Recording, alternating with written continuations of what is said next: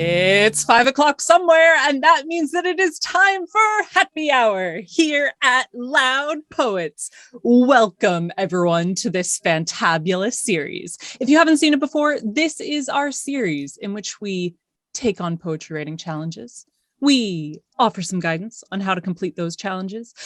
We write them ourselves, and we invite you to join us on every step of the journey. It is pretty freaking awesome. Our current challenge is writing about being 17, about that tender, difficult, emo age, at least for me, where you're going through lots of transitions and changes and everything is just sort of heightened and exciting and maybe bad, but maybe great. So 17 is it's a big age. It's a big age, she says, using her words like a professional poet. And I am very, very excited to hear what these guys have written for it. So let me introduce the rest of the team. At the age of 17, she was singing in choirs and breaking windows with her beautiful voice. It's Beck Sherwood. Bex, what are you drinking this week? I took myself along to the poetry bar, and after being asked for ID to prove that I was over 17, I got myself a lovely glass of Imogen and tonic. Cheers to Imogen Sterling. Hooray! Yeah, Imogen Sterling is a beautiful. I don't really like gin, but it's worth it for the pun. It's worth it for the pun.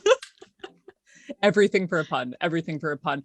Next up, at the age of 17, he was preparing for life as a fitness instructor and gym buff and offering everyone free tickets to the gun show. It's Mark Galley. Hey.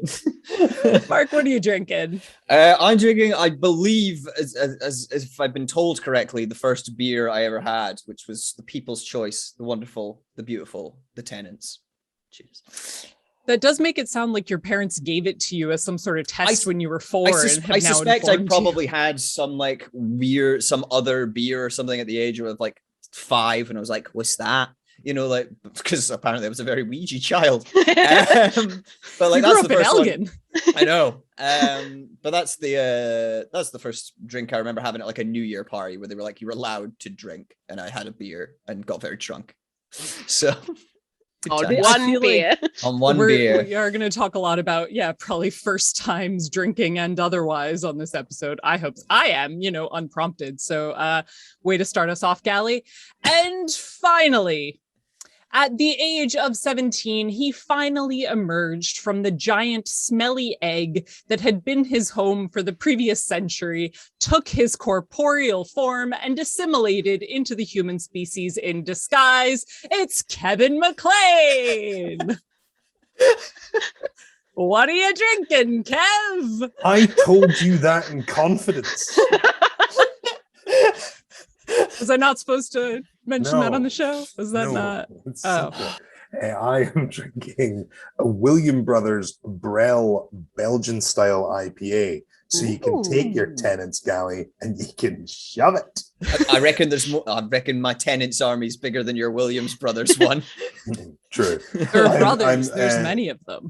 Galley, you are, of course, like me, raised in Scotland. So Katie is wrong. His parents won't have given him his first beer. He will have either been a less than reputable uncle at a family gathering, sneaking him those beers, or some mad JK through the local shop. And those are the only two ways that you would get your first beer in Scotland. Well, I mean, there's the drinking in the park option as well. There's the theft option. Who do you get those from? Oh, that's the JK outside the shop. It's the JK outside.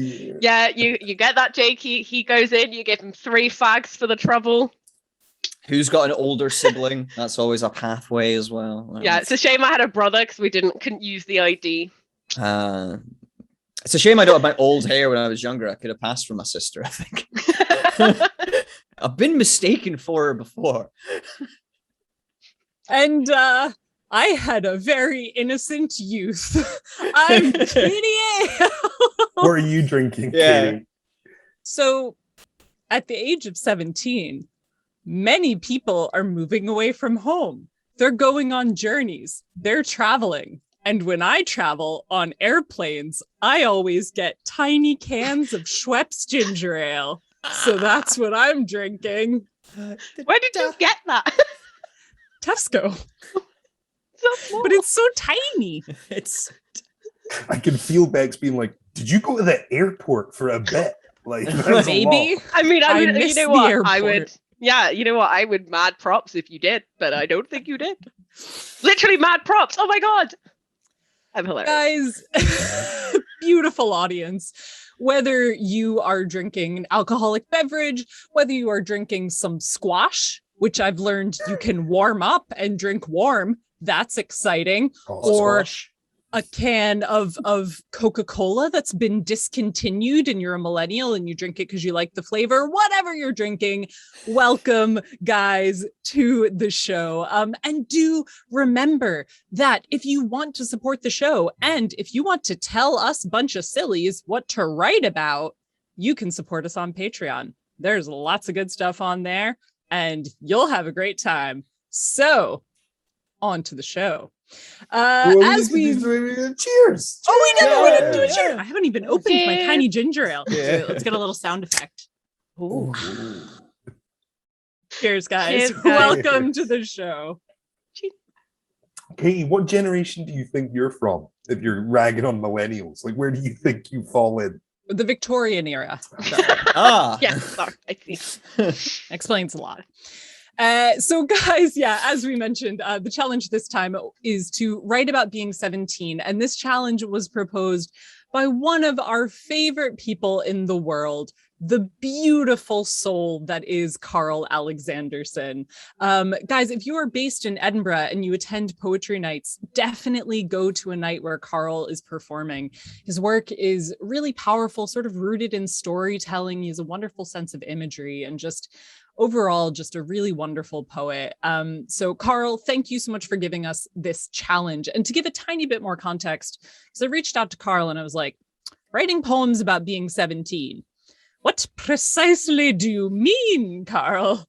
And it's really open-ended. So you could have written a poem about when you specifically were 17, what your life was like at that age, or just about that age more broadly, about changes and transitions, about drama, about, you know, whatever that age meant to you. So guys, if you are writing along, as always, please do feel free to share your work with us. We love reading it. And we really, really hope that Happy Hour is a space for you where you're getting inspired and enjoying these conversations. And, you know, it's not just about listening to us share our poetry, although we very much hope that you like listening to that, but also we really want to Weird if you're extend still here that and you don't. invitation. Yeah, right. We also very much want to extend that invitation to you to join us. And on that note, if you ever want some tips, some guidance on writing along to the challenges, I do have 5 top tips for every challenge, and that is currently linked up in the eye, so you can check that out. There's a lot of great Dirty Dancing references because I'm incorrigible. Guys, I'm curious, how did you get on with the challenge? I'll briefly go around everyone. So Gally, was it a good 2 weeks? It was the 2 weeks have been busy. We are now in August, so there's more stuff than there was before. You know, we've been back with fringe shows and things and stuff. So it has been hectic. And I don't like thinking about my teenage time very much. I don't know you know. Lots of positives, but you know, when you're thinking nostalgic, I was like, I have to write a poem, and as I have said before, you can't get poetry from happiness. So He does say that a lot. That is a classic Gally quote. I initially I was trying to be, I was like, I'll be really clever, because we had the like about being 17 or about you being 17. And I was like, nah, you know what? Do one about yourself. And then my brain went, you could do one about being the number 17, channel your inner Harry Baker. But upon reading the Wikipedia page for the number 17, which by the way starts with is the number after 16 predating 18, and I really hope there's a Wikipedia for every number after that, I saw down to the mathematics section and went, nah, Harry Baker, that probably do that better, because that probably makes sense to them. So it was all right, but we'll see. My poem is quite short. as a result of the hecticness. I love every week, Mark, you go, here's a poem I could have done. I could have done it. I just want you to know I have ideas. I'm an ideas man. It's the execution. He doesn't intro his poem, he intros his process. Like Gally is like, because you always call me context. mental. I always feel I need to work you to where I am. If I just tell you the poem, you'd be like, okay, we need to have more talks about the kind of jackets you should be wearing. You know, we're going to need to do a shadow series of Happy Hour, which only consists of Gally's other poems that he was going to write. Like none of the rest of you need to be on it. It'll just be me and Gally talking about his original poetry ideas. Spin-off. That's what the check-in's for. Loud Poets into Madness. It'll be called the Unhappy Hour because Gally will be really sad. Moving swiftly along, Bex, how was your week? Well, it was hard. I said last week, if being 17 was voted for, then I would try and write something from my perspective, which is not a perspective I normally write my poetry from. It's normally some cow or raven or guinea pig or whatever, right? Then Ugly Sister, something bizarre. Poems from the perspective of guinea pigs? No, I did write a hamster memorial poem for a Patreon winner one time. Hope you enjoy that. R.I.P. your little hammy. Anyway, so I wrote a poem. It's freeform. It's fully freeform. It's about me from my perspective on a really horrible thing that happened when I was 17, but it's kind of funny and shocking. And I was just like, I'm going to share this. That's ace, though. I know we've said it on the show before, but like Bex, just like seeing your writing evolve so much in totally unexpected directions and seeing all of the various ways that you've gone with your writing has been amazing, like through Happy Hour and through NaPoWriMo and through everything else. So like very much enjoying that. Looking forward to it. Thanks, Fringe. Kevin, how are you doing? Oh, I mean, I'm very much with Gally. Like we've had a bunch on, and so like, it's funny because I've been all the process from like April through to now. I've just been like, why haven't we been doing this? Like I'm getting so much writing. I feel like I'm really learning and evolving. I was like, this is brilliant. And then I went, because we used to have other things in our life. So as those things slowly return, I'm going, there's much less time, but it's good. I like, because I would have just stopped if we didn't have this. So it is good. I didn't have a huge amount of time. So I did it kind of fits into my practice anyway, where I quite like having like an idea, ruminate and like playing with some lines and playing with some ideas and like, you know, conceptualizing. Cause I think once I get a strong concept, I can then be like, and that's what I want to say. And like, that's fine. But yeah, I'm fairly chuffed with what I got. I think I went in an interesting place, and I was like, yeah, I'll get into it. But it's fine. A couple things that I tried not to do, and then immediately did, and I'm like, to be honest, Kev, like I'm amazed you can remember being 17. I would have thought it was such a long time ago. Pew pew. You know what? And it's 17 years since I was 17. Oh wow! I was No, it isn't. It will be soon. I turn 34 in my next birthday. No, you don't. Yes, I do. You do? I thought you just turned 32. I just turned 33. Oh. I love you dearly. You're my soulmate. It's fine. She doesn't know what age she is. Katie, what age are you? I think I'm 28, but ask me again after the show. Yeah. So, Gally, do you want to read your poem while I try to recover over here? There's no recovering from that, Kay. That was not only did you didn't wait until afterwards to be like, you're not thinking. You went, no, you're not. Like, yeah, you called him on it. It was bold, but yeah, I'll try and save your bacon a little bit. So, like I said, I wrote a bit of a shorter one. So I think what I'll do for this one is I'll just read it and then I'll discuss my process more. Sounds great. So I'll go for it. I'll tell it to you and then I'll tell you why. All right, let me move this over here. Okay. Still searching for something that makes sense. Every single second feels wasted, vital life choices left too late, employment status shot, no time left. Lost cause. Too much to choose. Exhausted. Even now. So very short. Can I guess what it is? Go for it. It spells 17 with the first letters of the words. So it is an acrostic. You are correct. No. But it is not only an acrostic poem. So you can't, because of the way it's read, it's the thing, it is the way it's written. This is also because the across the numbers of 17 is 9. So I had a 9-line poem, and there's another poetic form known as a nonnet, which is a 9-line poem that goes from 9 syllables down to 1 syllable. So 9, 8, 7, 6, 5, 4, 3, 2. And the you wrote an acrostic nonnet. I have an acrostic nonnet. So you should see a doctor. I know. But the main thing when I was thinking back to 17, and hopefully comes across a bit like there, 17 and the teen years in general, I will kind of say that kind of high school kind of period, is I particularly felt there was an awful lot of pressure to have an exact idea and an exact plan of what I wanted to do forever. You needed to have your plan. You know, every subject you were taking or were working towards or were studying for was because you had to do that to be able to take that subject, and you needed to do that to get into that uni because they needed you to do that course plus that to do your university, and so that was your job. And so by the time, and it was just all too much. And you know, by 17 I hadn't done a lot. You know, I'd found some stuff I liked and some bits, but like teenage years for me, I think it should be that childhood into adulthood is about discovering what you like. And I, even now as a 30-year-old man, still, you know, I love what we do here, but I would have never have picked this in high school. Like you actively would probably have been on the very much lower end of the list, you know. And it's that thing, because I was like Katie said at the start, I was going to be a pilot, but then I eyesight problems, so couldn't do that.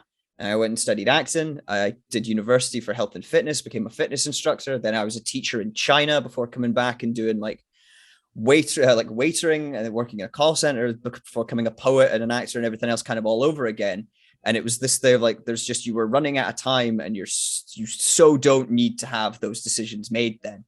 So with the nonnet, it felt a bit similar to Kev's poem where the letters all disappear as you go along. That kind of like, I felt the nonnet lended itself to a running out of time and that kind of feeling.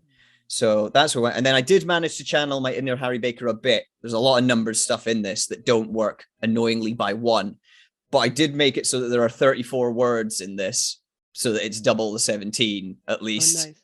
So, that's amazing. So it's very short, but I hoped it would kind of get across the point. The explanation's longer than the poem. But like, I'm glad we still got some weird forms within forms in Happy Hour, even if I wasn't there to deliver it. So I knew I wouldn't get away with just an acrostic. No. So I was like, acrostic and then nonnet. But I sort of picked nonnet because it fit, and then went, well, no, you got like, why use that form? And like, it's exactly that. Like, if I don't know if folks watched Return to Form season 1, if you're on the channel watching this, definitely check out our Return to Form project, where we challenged poets to work with all sorts of different forms. And obviously we've sort of worked with that through NaPoWriMo this year as well. But like, it's the thing with form is it's best when you're not using it arbitrarily. It ties in somehow to the function of the poem and to sort of the meaning of the poem. And I love that, Gally. I love how there's meaning layered into both the words, you know, the what we would literally think of as the meaning, and the form of the poem. That's beautiful. That's awesome. I think it's interesting you say the explanation is bigger than the poem. And I think it ties into a lot of, you know, we've discussed it a bunch, that we lean into. Gally and I write a lot for the States. Like, neither of us wrote, like, I know Bex is newer to writing, but like Bex kind of like got into the wordplay and stuff. That's all something you've appreciated, Bex. So like, I see why you pull a form. I think Gally and I still write to perform, right? We've discussed that. And so like, I often say that I think the best definition of poetry I can ever think of, because like, it's a weird existential question, right? Of like, what is a poem? What is the defining parameter? And I would say it's when you say something very big in its sort of simplest and most beautiful form. And I think when you get an explanation like you've given there, which is very insightful and in depth, it's not a waffly introduction for, where someone just lists the facts of the poem. It's an analysis of a piece of writing, because it's much more of a page piece. Like that's not one you're going to bust out in a, or maybe you would in a small set or whatever. But that's something that's like intricate, and it doesn't say it directly. It says it through these varying forms and structures, and then laying, sort of almost disconnected words, but that together with the context of the structure then provide meaning. Like that's why I think page poetry, the difference is like it's supposed to be poured over. Yeah. Like that's a poem that I immediately kind of went, I kind of want to just have you read it again, because like, you build that in a spoken word piece. That's why the perfect sort of spoken word piece is 3 minutes long, because what you're doing is actually like reinforcing things that aren't instantly understandable through the context and weight of the entire piece. Whereas in page poetry, like you reread it and that's where you get it. It's why I think lengths vary. And so it's really interesting that you went for that, because it's not something you do a lot of. Like, no. I think that's really beautiful, that piece. Like, thank you. Done. I think it's dope. I agree with you. It's very, I was going to say myself, I'm like, I very much went, I've written a page poem necessarily rather than a spoken word poem with that. But I guess, form leads to that in some ways, some. But I think as well, you do a similar thing to Bex, whereas you don't often write. And I think it comes from the fact that we were all performers who found poetry as an outlet, rather than people who wrote poetry as an outlet and so found performance. And so like you guys, especially, I came in when the scene was very focused on that. So I kind of had to swing into that, and I didn't mind. I'm very narcissistic. So like you guys kind of like hold back on that. And I think it is easier to do that in page poetry than it is spoken word, if you don't have that impulse to do it, because it's obscured, it's masked slightly. There's, it just there's distance. I was like, you've got that like same bit which you don't get from the audience is right there. They could get you. Yeah. Like, look, I just don't think that's something you would write a 3-minute spoken word piece about and go into, quite clear wording and specifics. Yeah. Although Bex is going to carry around that and that's what I've done for this, the purpose of this, like, which is cool. But because I think like you set yours up, Bex, as well, to be like, this is against what your normal practices. So well, this is the place where this is the whole point of the show, is to experiment. If I just wrote the same thing over and over again, then I'll never improve. I really like that, Mark. I will say I have a piece that I've intentionally written so that it only really works if it's fully read, rather than if it was read aloud would make sense. I really like what you've kind of done as well, which is just like, if this is going to be a page poem, it is going to be the pagiest of page poems that is ever page poems that could happen. And I respect that. It's the great forms thing. Within forms.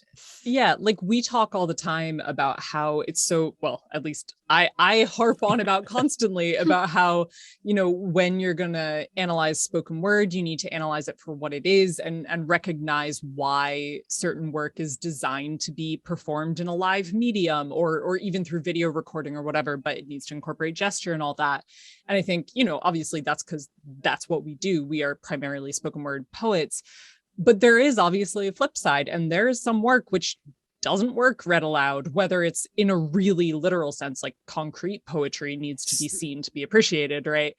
But other forms of poetry too, poetry which relies on its, layout on the page and all of that. So there are the flip sides, and it's not a matter of one is better than the other. It's just different mediums.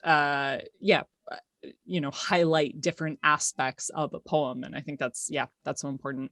And Mark, I loved your Nonnet. Thank you for sharing. Thanks. So there you go. And a new form, plug, actually. If you are interested, if you're watching this and you are interested in a kind of more in-depth discussion about how you tailor work for certain mediums, it was a big talking point between myself and Dr. Carly Brown on the Loudcast. So like there'll be a link below. It's just, because I think this is a very interesting piece, and I think more people should do it. It's very important, and I think it's really cool to see. I think we've developed that more, the ability to kind of code switch between I am writing this for this purpose and that is what it's for, and I'm not going to try and crowbar that into a set. I'm not going to try and it's very cool. Oh, thanks guys. Very well done. Bex, since we've been talking about potential comparison points and contrast points between your poem and Gally's, segue, Yeah. would you like to go next? Yeah, absolutely. I did something for the first time because I figured this is a poem about a first time that I had. Very helpful 5 top tips. Thank you very much, Katie, for making those. But so I decided for the first time I was going to write a poem for catharsis. I wasn't going to, there's no meaning to it. There's no point. I'm not trying to, yell anything at anyone. This is kind of a storytelling poem sharing a kind of gross incidents that I had when I was 17. So I just thought, let's try something new. And if you guys don't like it, I'll never do it again. So here we go. No, I'm joking.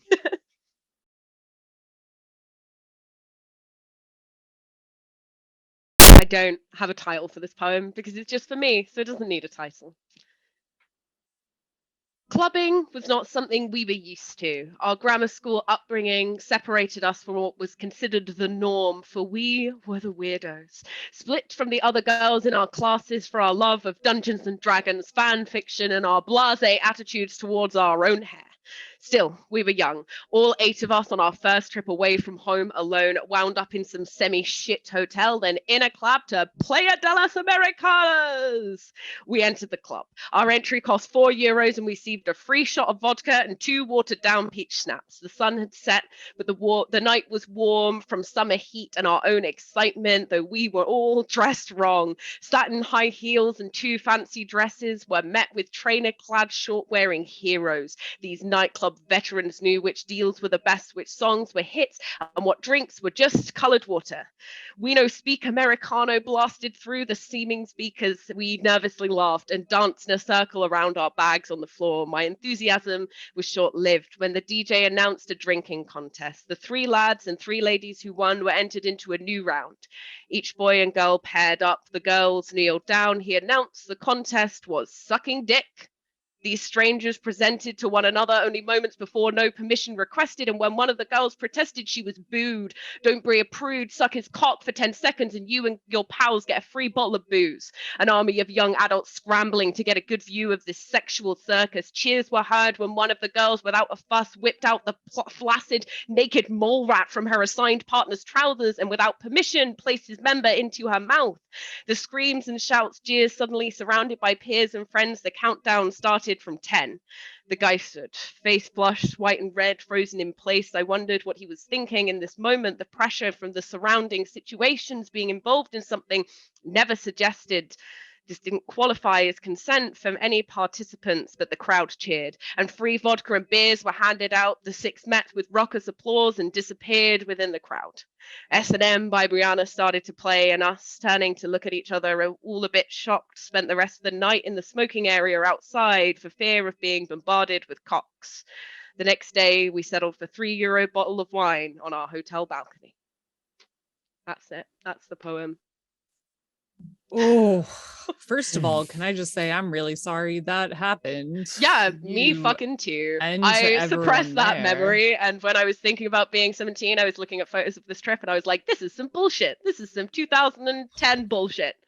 And originally, I wanted to write a piece about like, I just, those moments where you kind of look back and you regret going, knowing what I know now, I would have, of course, gone in and been like, fuck this, and immediately put a stop to it and like called the police and all of this kind of stuff, because this was literally a club fucking DJ just like eliciting all this. Anyway, so I apologize if this part that was home was triggering to anyone and I didn't warn.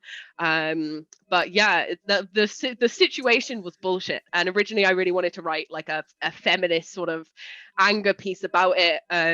But then I kind of was like, well, it's so long ago, and not that forgives it from happening, but I feel like that incident has informed all of my decision making from that point. And my knowledge now of feminism means that should something like that ever happen again, I would never allow it, and I feel more confident myself to do it. Whereas 8 girls when you're 17 in a nightclub for the first time, you don't have no power in that situation. So yes, so sorry if anyone's upset. I know I normally do. I can go back to puns if you want. I'll not to distract from the situation, that there's no argument that situation was horrible. Can I just say, in your from your performance and the writing of that, what an excellent performance and delivery of it. Because up until the point, I was having my own nostalgic. I remember my first trip away, you know, like being like, you know, like the In-Betweeners movie kind of thing. You're all like, and it's all, yeah, it's all dirt cheap and it's silly and it's, you know, and it's messy. But then when that hit, I was like, this is not okay. And I immediately felt like uncomfortable in your space in the thing. So it's an excellent delivery, performance-wise and writing-wise, of that same emotional shift I imagine you had. So like, bravo on doing that. Thank you.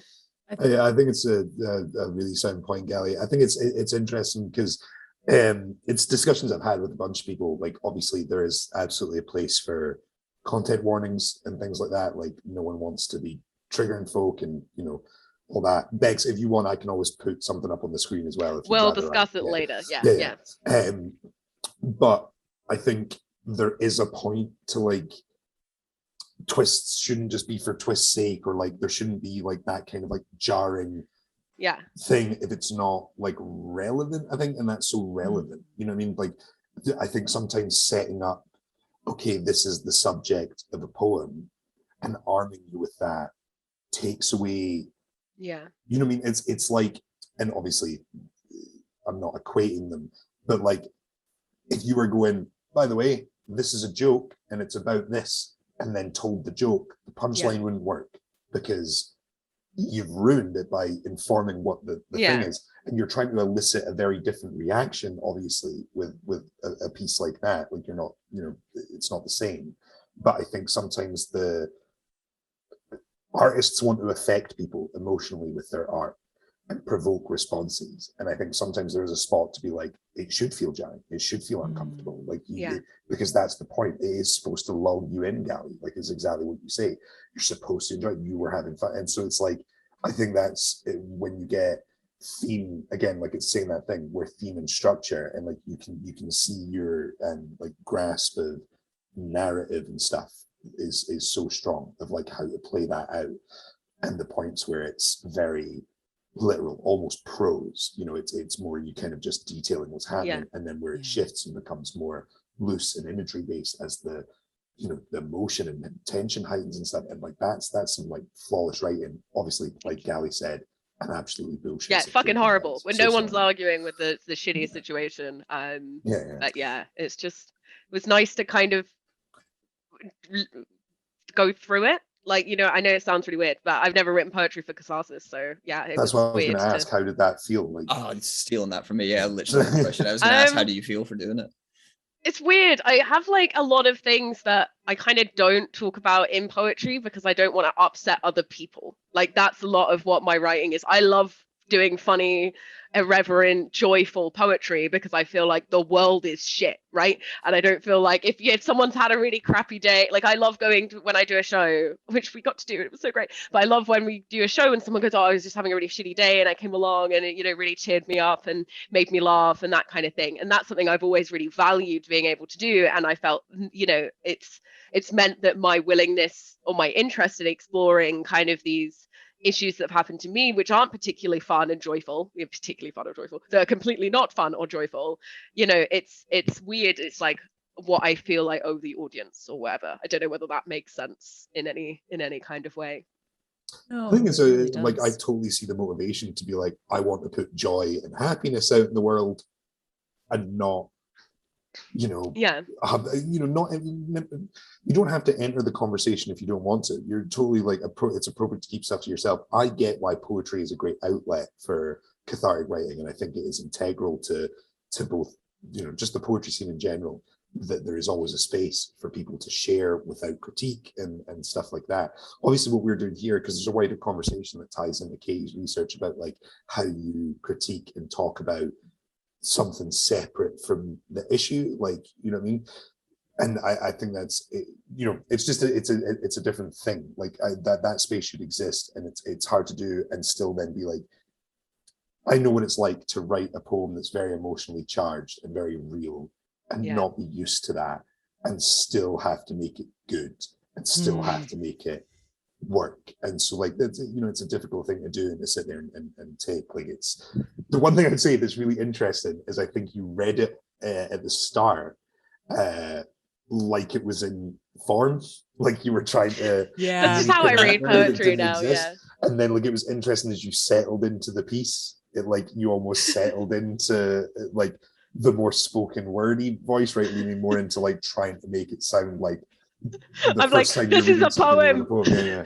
This is definitely a poem. This isn't me. Just this isn't therapy. This is a poem. Yeah, It's very funny. impressive. Yeah, Bex, I just to go back to something that you said, I think right after doing the poem where you were like, where you would consider turning it into like an angry feminist poem or something, quote unquote angry feminist poem, because I think that gets thrown around a lot like a slur, which it shouldn't be. No. But then decided to do this instead. And I was thinking about that. And I think it works so much more effectively this way, because if it were in the context of like, I'm really angry because this shouldn't happen, you're like, well, yeah, obviously not. But the story itself conveys that point without you needing to explain why it isn't okay. And a lot of that's down to your imagery, because you could have effectively written that poem in a way that glorified what happened and made it seem like it was okay. But your writing, without going into hyperbole or anything else, made that incredibly clear, right?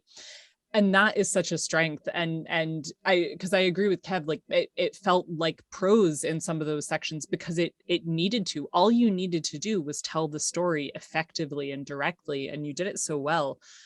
I think as well, just thinking about being 17,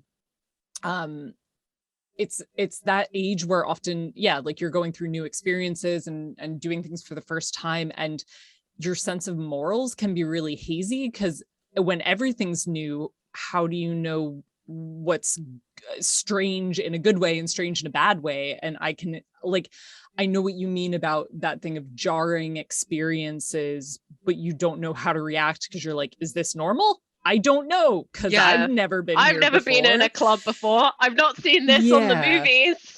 To all clubs. For ages I was really anxious about going to another club because I was like, wonderful. And then I was like, oh, I'm gonna go to a metal night, and everyone was so nice. I was like, okay, I'm never going to another club again. Everyone at metal night was very charming, super feminist. I was like, this is great, thanks metalers in Watford, you're appreciated. Anyway, go to rock clubs or gay clubs. Those are the options. Yeah. Well, thank you, Bex, for sharing that. Thank you guys. Thank you. Like genuinely, for sharing that experience and for sharing that poem, because that was really powerful. That one's going to stay with me for quite a long time.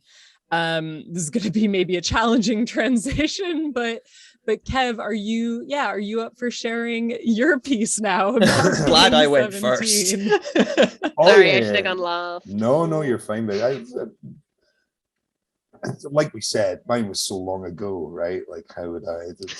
I mean, you're 47 now, so I can understand how. So, the top 5 tips I always think it's like always where I start. Right? I watch that and I consider my options. And obviously, we usually have a chat about the top 5 tips, Kate, and I try and like give you some what to watches. I don't really read poetry, but I consume a lot of poetry. I watch a huge amount, and so I suggested the Neil Hilborn one. It's always been a poem that has really lasted with me. I know he has a lot of big viral sensation poems and stuff, and they're great. And like Neil's amazing. We had him on at Loud Poets. He's a great dude and an impeccable performer. And so like I get you could watch it and be like, oh, this is him developing. This is kind of a bit rough and a bit raw, and like he's yet to refine kind of what he does. But I love it because I think actually that is all very intentional. Like Neil's a guy who really embodies his poems, and like I really like the poem itself is about being like a punk, like a young punk, and having this kind of mentor, and he makes it feel like intense and punchy and stuff. And so that's what I was like kind of trying to do. And I was like, you know what I'm going to do? I'm going to not rhyme. That's a big thing for me. And like, I'm going to try and make it a bit more like less spoken wordy, like more kind of pagey, more like just because I wanted to get something a bit more imagery based and punchy and stuff. And then I totally messed up and I started writing and I got an idea I liked and it just accidentally started rhyming. So like the first bit of the poem doesn't, and then I give up and just go for it. It's wild. So like just to give a bit of a context, me and my sister are special people because neither of us moved out. We got our parents to. So your parents too, or your parents were like, nah? Yeah, like they bounced. So like Shez eventually drove mum out of her house and I drove dad out of his. And like we took over. But I did it when I was like 16. And a bunch of me and my friends moved into this house and kind of destroyed it over 4 years. Basically, we lived the most incredible student lifestyle, but none of us went to university. It was very exciting. It made dad very angry, but like, and like in hindsight, and I thought that was, again, I got on that concept because I was like, how you look back, right? I was doing this 1734. I'm as far from 17 as I was from birth when I was that age, and like, you know, how much you change. And I feel I now look back and go, oh, what a nightmare. But at the time, and still, I hold this idea that that place was important because like we were kind of a bunch of weirdos and like a lot of people turned to that space in some really dire circumstances. And it was a real place of support. And it's not what you would ever deem a safe space, like by any, you know, the sort of standard definitions of what safe spaces are. But it was the space that we felt safe and needed, I think, at the time. And like, so yeah, this is trying to catch that idea.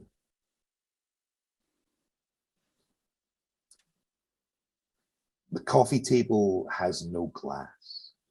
It is an empty frame in need of replacing, but we don't. It stays there for months, and every day someone puts the ashtray on the ghost of the pain. Gut dropping, slow motion, a room full of smirking faces, gleefully providing no warning. No cracking, crashing, smash, just a cloud of ash and the seldom practiced task of hoovering. Maybe the unopened letters piled in its center will rise high enough to give old wood new purpose. A stamp addressed surface. Drink spilling will run red ink into black. I remember that balancing act. Right before it's breaking, thumbs pressing on tacks, only for gravity to push back. The sound of landing, swallowed by the laughs. Only a few scrapes, no scars that'll last. I bet there is still glass in the carpet. It would have been easy to just discard it, but when do you stop sweeping once you've started? Not everything shattered should be treated so harshly. So we rested chipped mugs, tea stained on the edge of the frame. Broken shards, slowly putting themselves together again.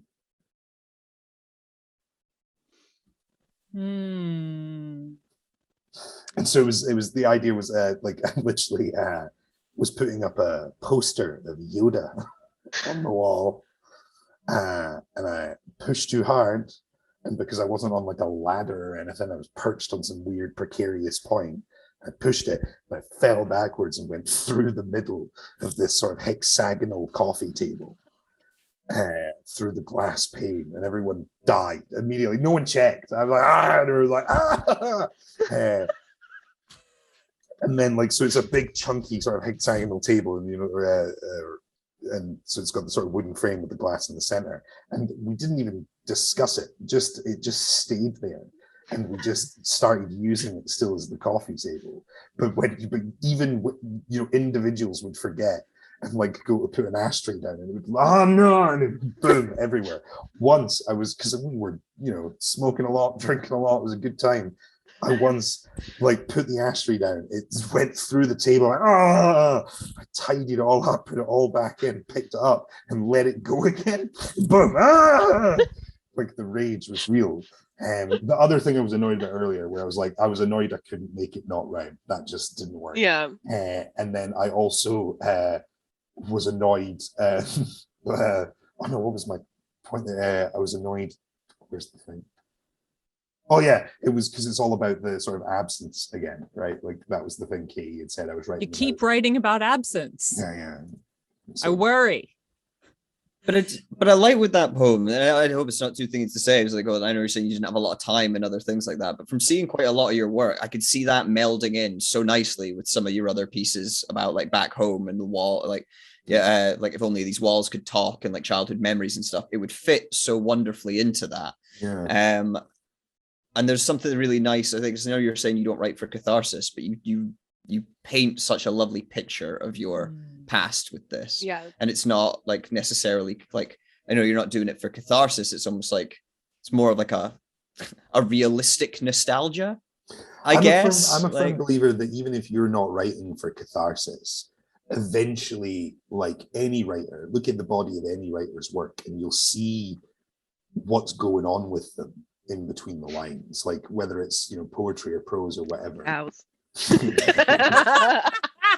You know what I mean? Like the tone is there and all that. So I think, yeah, like I don't necessarily go, I'm gonna get a bunch of stuff out, but I think it seeps in. And like I but that's, yeah, but you're not afraid to let it out.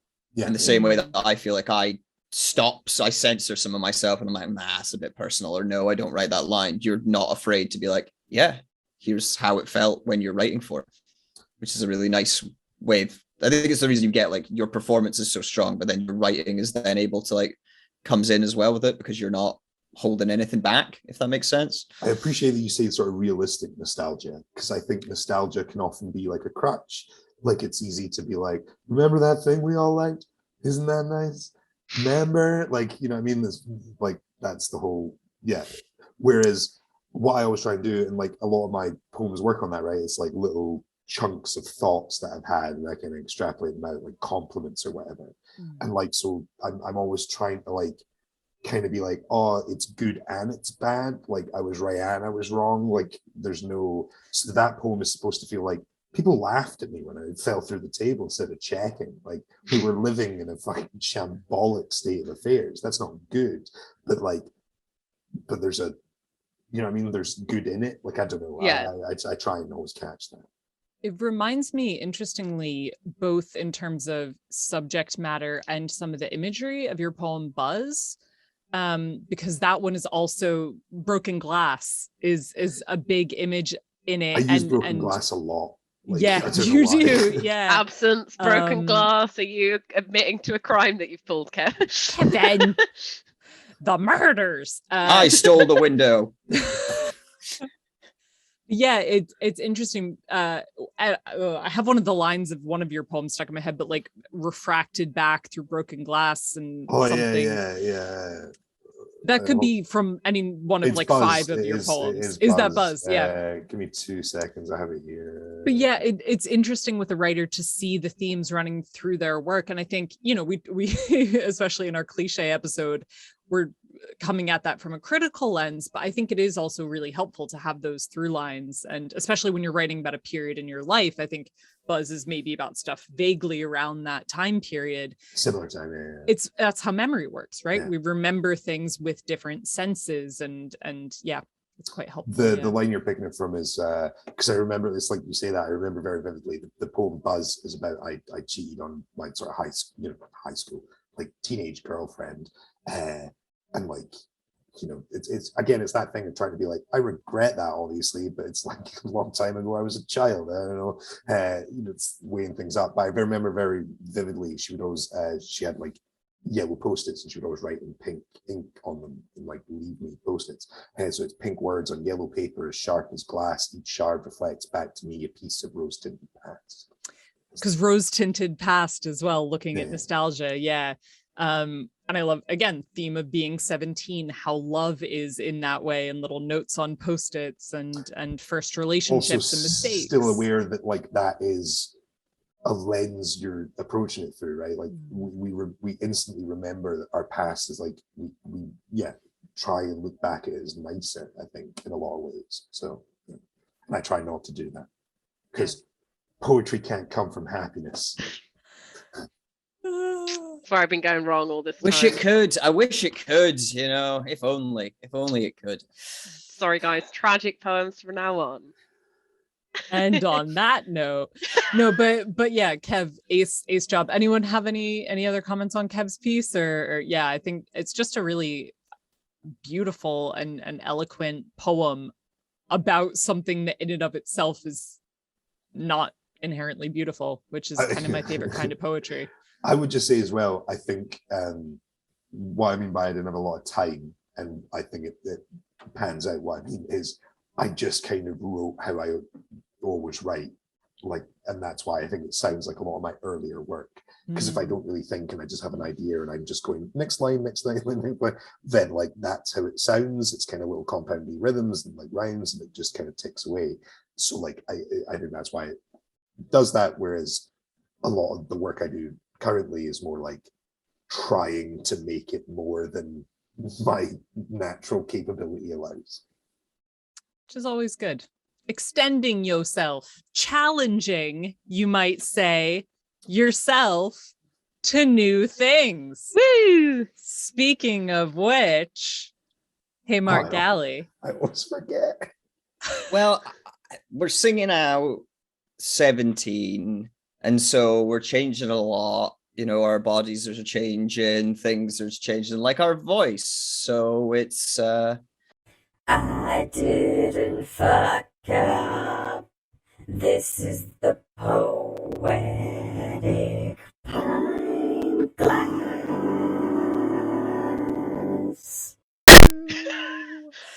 Don't think it did. Nope. no. My voice mod didn't work. Oh well. We can do it again if you want. We can do Nah, a it's specific... supposed to work. I guess it doesn't work with Zoom. Oh well, that's annoying. It was all really cool rhythms under that. It was still terrifying. Oh, I assume it was. Yeah, It sounds it was really more weird scary without the like, mod. Yeah. Like a 13-year-old going through puberty and their voice breaking. I promise there was a voice mod underneath that. That's very annoying. You know what, oh Gally? well. You know what, Gally? You do some work on that off screen, and I'll drop it. I'll record that, and so that'll sound better Clear in up. post. I mean, hopefully. wow, yeah, that was Yeah. so cool. Amazing. Oh my God. I'll never do.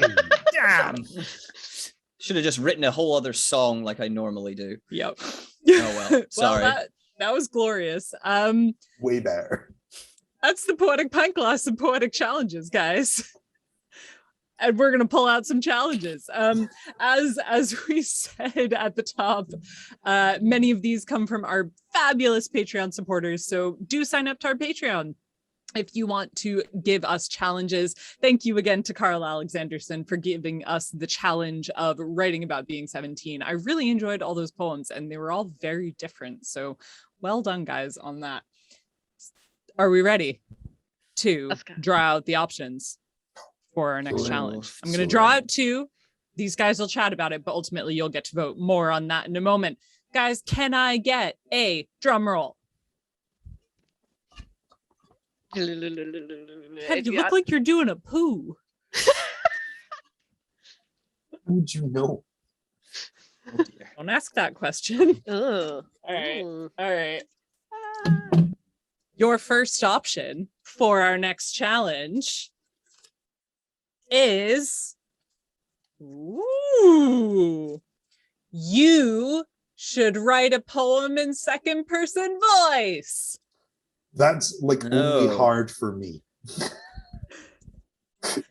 I always end up writing I poems. Like, yeah. I'll quickly explain for folks. So yeah, second person voice is you. So it would be a poem going, you walk down a narrow street. There are badgers. You pick up a badger and give it a hug.